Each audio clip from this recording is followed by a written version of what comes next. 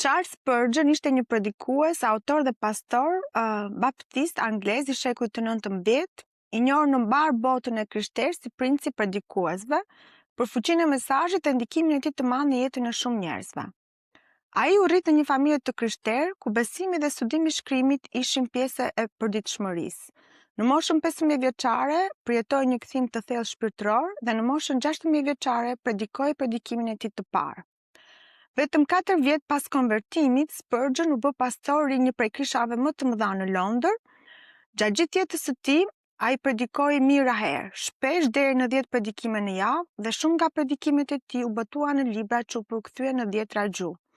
Ai themeloi një kolegj për pastor që ishte shumë i njohur në kohën e tij, botoi me qindra artikuj në revista të ndryshme, gjithashtu investoi shumë në bamirësi për jetën e jetimëve dhe punoi për të ndihmuar të varfrit dhe të pambrojturit në Londër.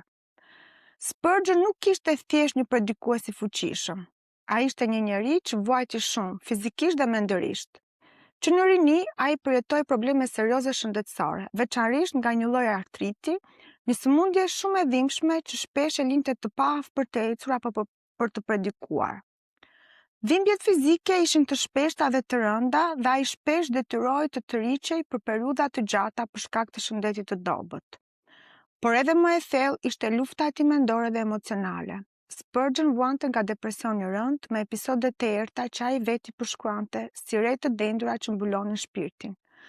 Këto nuk ishin thjesht lodhje apo trishtimi i përkohshëm. Ishin periudha të gjata errësire të brendshme, shpesh të shoqëruar me ankth dhe ndjenjë pafuqie. Një nga plagët më të mëdha në jetën e tij ndodhi në vitin 1856 gjatë një predikimi, kur një alarm i rrem shkaktoi panik dhe disa persona humbën jetën. Kjo ngjarje tronditi thellë Spurgeon dhe la gjurmë të përhershme në shëndetin e tij mendor. Ai kurrë nuk u çlirua plotësisht nga barra emocionale e asaj dite. Megjithatë, pavarësisht gjithë kësaj dhimbje, ai nuk u tërhoq kurrë nga e vërteta e Ungjillit. Ai nuk e zbuti mesazhin për ta bërë më të pranueshëm, as nuk e braktisi bindjen e tij biblike për hir të rahatisë personale apo presionit publik. Në mes të vuajtjes, ai vazhdoi të predikonte Krishtin me besnikëri, duke besuar se e vërteta e shkrimit nuk varet nga forca e predikuesit, por nga fuqia e Perëndisë. Në debatet teologjike të kohës së tij, sidomos kur shumë po largoheshin nga autoriteti i Biblës, Spurgeon zgjodhi të qëndronte i palëkundur, edhe pse kjo e izoloi dhe e lodhi edhe më shumë emocionalisht. Ai e pagoi këtë qëndresë me shëndetin e tij, po kurrë me dërgjegjen e tij.